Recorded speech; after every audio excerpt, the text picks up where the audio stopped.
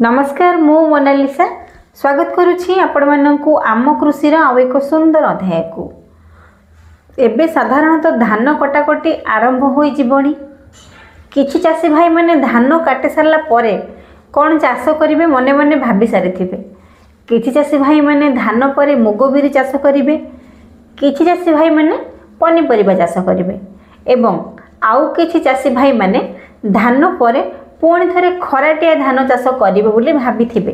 तेबे आजिर वीडियो रे आमे आलोचना करिबा खराटिया धान चाषर किछि टॉप भेराइटी विषय रे। केउ प्रकार भेराइटी चाष करले आमे अधिक उत्पादन पाई परिबा, किभली भाबे रोगपोक हेबो नाही से विषय रे आलोचना करिबा। जदि आपण मानक पाखरे आम कृषि रो एही वीडियोटी प्रथम थर पहुंचीची, दयाकरी आम कृषि यूट्यूब चैनल को सब्सक्राइब करंतु। वीडियोटी अधारू स्किप न करी प्रथम शेष पर्यंत देखंतु। तेबे चलंतु देरी न करी आमे आलोचना करिबा खराटिया धान चाष उपरे। खराटिया धान चाष करिया पई हेले हमकु अनेक गुडे दिग प्रति दृष्टि देवा पई पड़िबो। खराटिया धान चाष रे साधारणतः रोग और पोक मानकर बेसी प्रादुर्भाव देखा जाय थाए, बेसी से माने आक्रमण करि थांती धान चाष उपरे। तेणु करी आमे जेतेबेले खराटिया चाष करिबा आमको नवेम्बर मासरू ही जमी प्रस्तुत करके तली पकाया पई पड़िबो। खराटिया धान चाष रे आमे जति सफल होबा पई चाहिबा ताहले नवेम्बर मासरू ही आमको तली पकाया पई पड़िबो। डिसेम्बर मासर शेष सुधा तली रोइबा कार्य संपादन करिया पई पड़िबो। तेबे खराटिया चाष कले आज्ञा आउ गोटे एक गुरुत्वपूर्ण कार्य होउची बिहन चयन करिबा बा बिहन को सठिक भाव में बाछिबा। यह एक महत्वपूर्ण कार्य बा गुरुत्वपूर्ण कार्य किभली भाव में आमे सठिक बिहन चयन करिबा। धान चाष पई हमको प्रथमे भल बिहन बाछिया पई पड़िबो।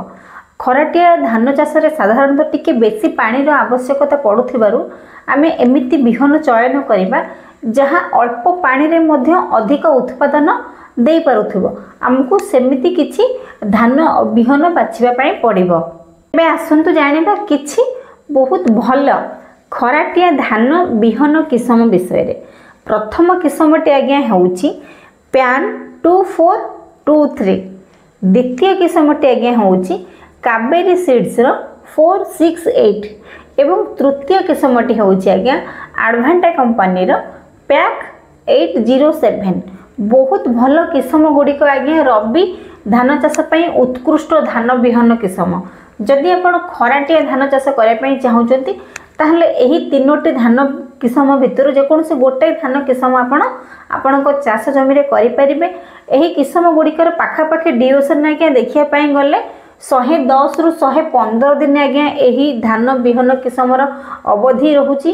जदि आमे सठिक भाव में सारर परिचालना करि परिबा, रोगपोकर परिचालना करि परिबा, निश्चित भाव में आज्ञा आमे एकर पिछा 27 रु 30 क्विंटाल पर्यंत अमल करि परिबा। से पुणी रबी रे बा आपण खराटिया धान चाष रे हम जति सठिक भाव में सार घास रोगपोकर परिचालना करि परिबा आमे निश्चित भाव में 30 क्विंटाल पर्यंत अमल करि परिबा। आशा करूछि खराटिया धान चाष उपरे एही छोट वीडियोटी आपण मानकु भल लागिथिबो। जदि भल लागि थाए आम कृषि यूट्यूब चैनल को सब्सक्राइब करिवे। रहिली नमस्कार मु मोनालिसा। देखा हबो आपण मानक सहित आम कृषि रा आउ एक सुंदर अध्याय रे।